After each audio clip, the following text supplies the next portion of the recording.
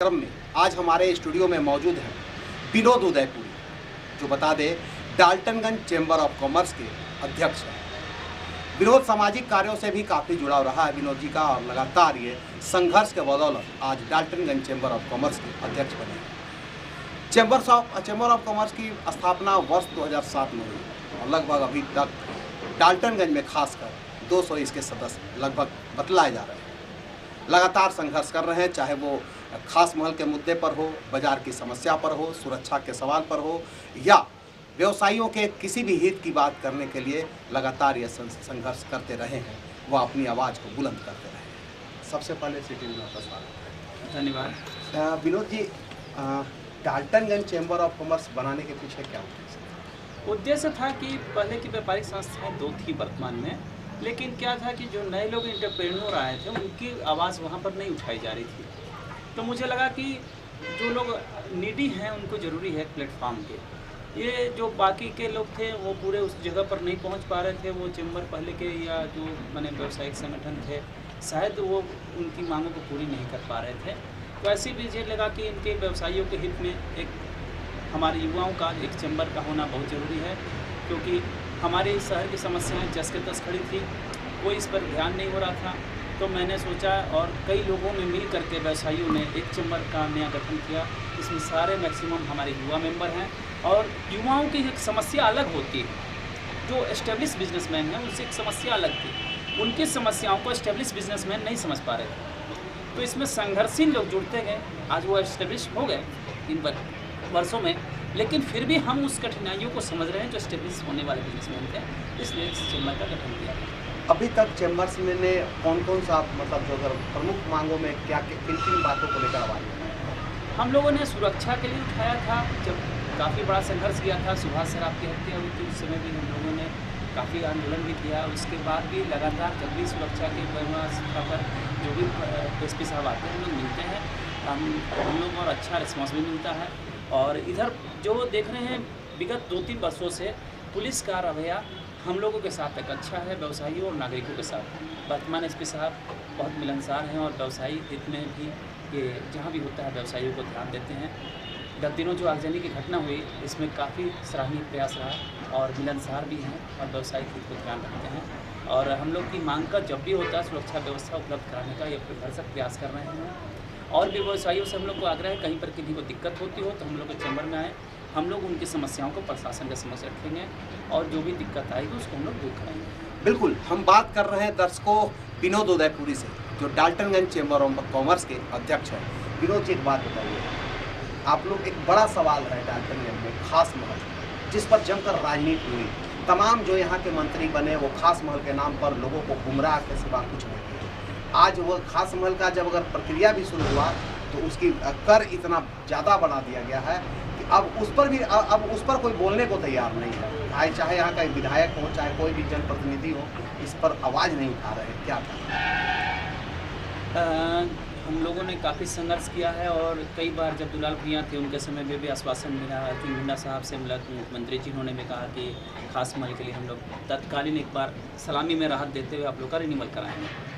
और हम लोग एग्री भी हो गए। उन्होंने शिविर भी लगवाने की बात कही, फिर दुर्भाग्यवश नहीं हो सका। विधानसभा में अर्जुन मुंडा जी ने घोषणा की कि पलामू खास महल को समाप्त करने मैंने लीज को हम लोग समाप्त करेंगे, लेकिन आज तक वो पूरा नहीं हो सका मांग। लेकिन यहाँ के राजनीतिक में इच्छा शक्ति का अभाव दिखता है। शायद पता नहीं क्यों वो इसको खास महल की समस्या से भागते हैं। भागते क्या है, इस बार तो ये स्थिति हो गई है कि जिनके घर का ज़मीन का दाम ही 2 लाख होगा, उनको 10 लाख रुपया मांग रहे हैं डिसमिल, जो एकदम अव्यवहारिक है।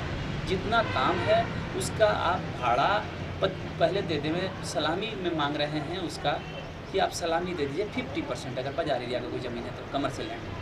अब फिर जो भाड़ा होता है उसका 5% और 30 साल का भाड़ा। मतलब अगर आपकी 1 रुपये की ज़मीन है तो उसका 50 पैसा भाड़ा दे दीजिए और नहीं सलामी दे दीजिए और 1.5 रुपया भाड़ा दे दीजिए। एकदम अतार्किक चीज़ है। जो अगर 1 लाख रुपये की चीज़ है उसमें 2 लाख क्यों हम दे के भाड़ा में लेंगे? 1 लाख की चीज़ में 50,000 आप सलामी लेंगे और 1.5 लाख रुपये भाड़ा लेंगे, और इस पर कोई ध्यान ही नहीं है। एक बात बताइए, अगर हम बात करेंगे सुरक्षा की बात, नगर परिषद क्षेत्र में आप रहते हैं, नगर परिषद से जो सुविधा मिलनी चाहिए व्यवसायियों को कितना? नगर परिषद से सुविधाएं तो नहीं मिल रही हैं, लेकिन जो मिलनी चाहिए साथ ही अभी होल्डिंग टैक्स का एक मामला आया, बहुत ज्वलंत मुद्दा है।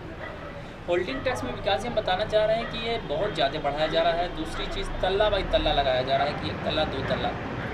दूसरी चीज़ है कि रोड कितना है, ये नोटिफिकेशन कहीं नहीं है, रोड कौन सा है, कितना चौड़ा है। ये कहते हैं रोड के अनुसार हम देंगे सेल्फ असेसमेंट। हो सकता है आपके सामने अभी बस 10 फीट दिख रहा हो, लेकिन इनके नक्शे में 20 फीट हो।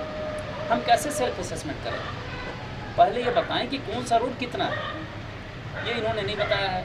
तो उसके पहले ये प्रक्रिया लागू ही नहीं होनी चाहिए। इनका सेल्फ असेसमेंट ही गलत है। मैं कहता हूँ इनका सेल्फ असेसमेंट जब तक कि रोड को नोटिफाई करें, नोटिफाई करके पब्लिक को सूचित करें आपके सामने कितना रोड है, उसके बाद हम लोग असेसमेंट करेंगे। उसके बाद भी रेट काफ़ी बढ़ जाएगा। पहले का जिस प्रसाद था कि प्रत्येक वर्ष 2% बढ़ा के अपना 3% बढ़ा लें, अपना ले लें 1% बढ़ा के जो पुराने रेट पर, तो ये तो गलत है।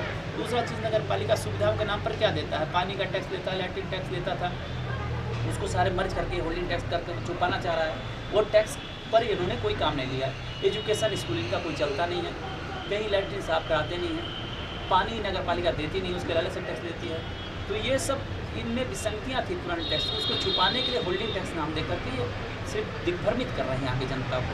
कितने सुरक्षित महसूस करते हैं विनोद जी? अगर आप व्यवसाय हैं, चूँकि यहाँ 7 बजे के बाद अधिकतर दुकानें बंद हो जाती हैं, क्यों नहीं ऐसा प्रक्रिया लागू हो कि रात में एकदम दुकान 2 बजे तक खुला रहे, लोग रात में मार्केटिंग करें, दिन में नहीं निकल पाते हैं लोग अपने अपने कार्यों से?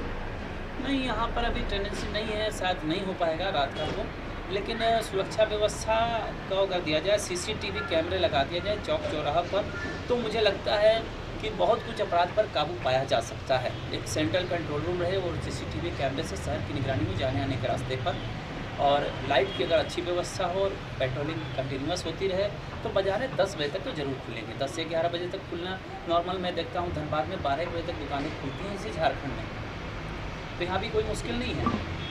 लेकिन आप लोगों ने इसके लिए कभी मतलब नहीं चाहा कि पूरे व्यवसायी संघ मिल करके रात में 11 बजे तक दुकान खुले, 12 बजे तक खुले, इसके लिए प्रयास कभी किए? नहीं, अभी तक प्रयास इसलिए नहीं किया गया कि लॉ एंड ऑर्डर उस किस्म का नहीं है। हम लोग के यहाँ बिजली की व्यवस्था भी अच्छी नहीं है।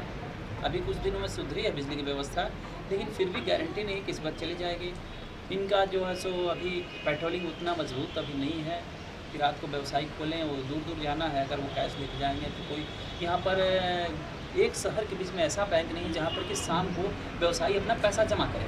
पहले बाजार ब्रांच डाल्टे में हुआ करता था स्टेट बैंक का, जो संध्याकालीन खुलता था, व्यवसायी अपने पैसे शाम को जमा कर देते थे। 12 बजे के बाद जाएँ बैंक खुलती थी और रात तक बैंक खुलती थी, तो उससे सुरक्षित महसूस करता। मैं मांग करता हूँ अगर कि एक बैंक को कम से कम बाजार एरिया का रात्रि तक खोला जाए, जिससे व्यवसायी को लूटपाट की संभावना नहीं हो, अपने पैसे को बिक्री को 8 बजे रात तक बैंक के खाते में 7 बजे तक जमा कर दें।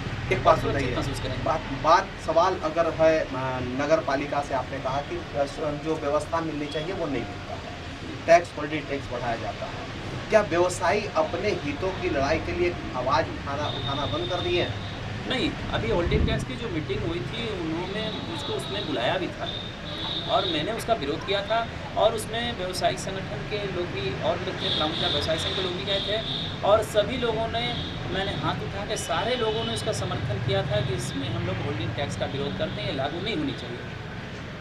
और जिसमें से मैंने टोटल जनता जितनी थी सभी लोगों ने, मैं पूछा था कि उन लोग होल्डिंग टैक्स के समर्थन में कौन विरोध में, जो विरोध में वो हाथ उठाएं, और 100% लोगों ने इसमें सहमति दी कि कोई आदमी समर्थन में नहीं था। चलिए, हम बात कर रहे हैं विनोद उदयपुरी से, जो डाल्टनगंज चैम्बर ऑफ कॉमर्स के अध्यक्ष हैं। विनोद जी, समस्याएं अनेक हैं, व्यवसायी क्या लगता है उसके बावजूद आखिर क्या कारण है कि व्यवसाय धीरे धीरे व्यवसायियों का जिस तरह से पलायन का दौर चालू हुआ, अब क्या लगता है कि अब वो स्थिति है, पलायन हो रहा है कि आप उसमें कुछ रुकी?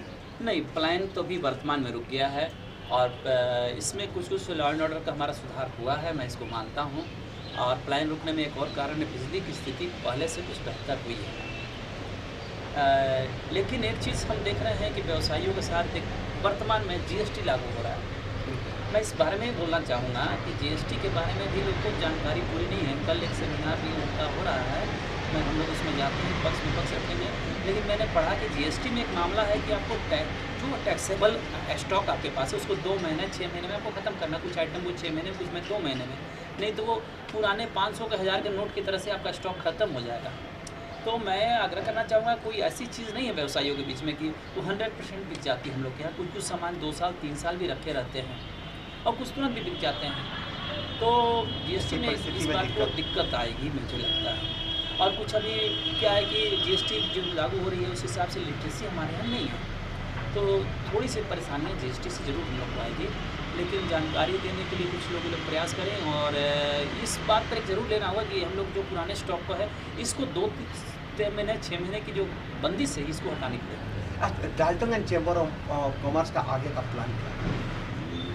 हम लोग का प्लान है कि पलामू का सर्वांगीण विकास हो और इसमें हम लोग अपना योगदान करें, व्यवसायिक हितों की रक्षा हो और हम लोग चाहते हैं कि शहर का एक पूर्ण संपूर्ण डेवलपमेंट हो, जिसके लिए हम लोग प्रयासरत रहे हैं। डीसी साहब से कई बार बोला, पलामू में जो भी भीषण जल संकट है इसमें हम लोग का कहना है कि सबमर्सिबल चेक डैम बना दिया जाए, नदी में जगह जगह छोटे बांध बना के पानी को रोका जाए जो नीचे से, क्योंकि ये नीचे से बहने वाली नदी है तो शहर 3 ओर से नदी से बालू से घिरा हुआ है। तो उसमें क्या होगा कि हमारा शहर ठंडा हो जाएगा, जल स्तर बढ़ जाएगा। तो पलामू का हम लोग को एक ये हम लोग का प्लानिंग में है, जो हम लोग समय समय पर मिलते रहते हैं डीसी साहब से भी और प्रशासनिक अधिकारियों से।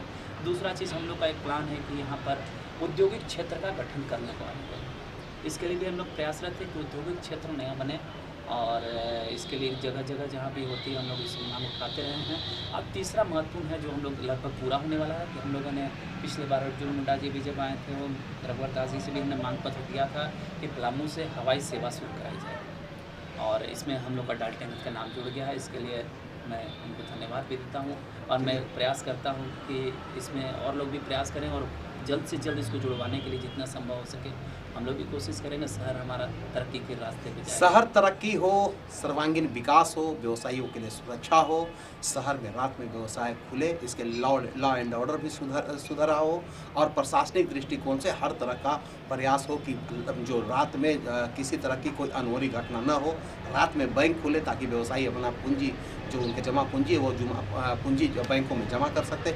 इन तमाम जो है ये आवाज़ उठा रहे हैं लगातार चैम्बर ऑफ कॉमर्स के माध्यम से, डाल्टनगंज चैम्बर ऑफ कॉमर्स के माध्यम से।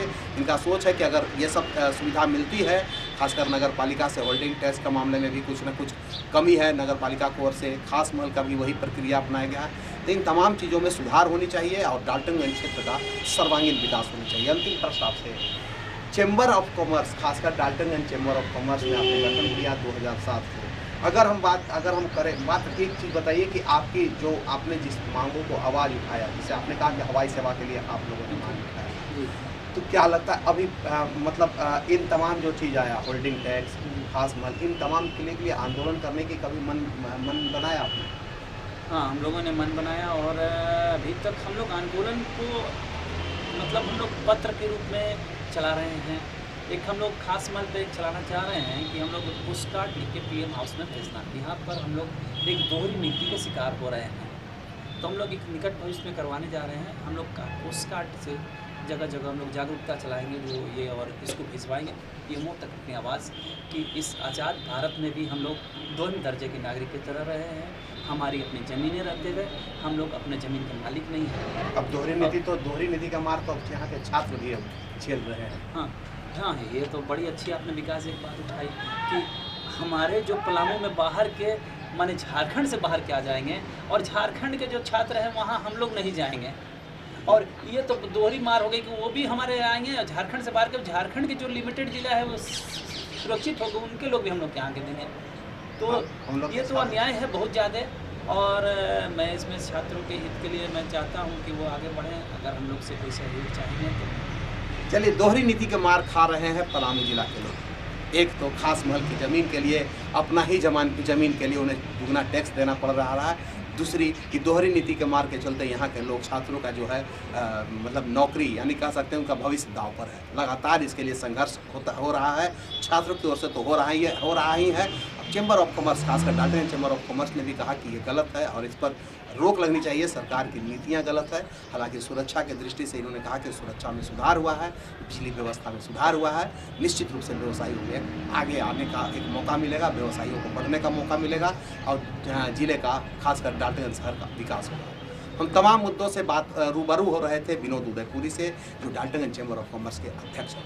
बहुत बहुत धन्यवाद। हम फिर मिलेंगे दर्शकों किसी नए शख्स के साथ, तब तक के लिए दीजिए इजाज़त। नमस्कार।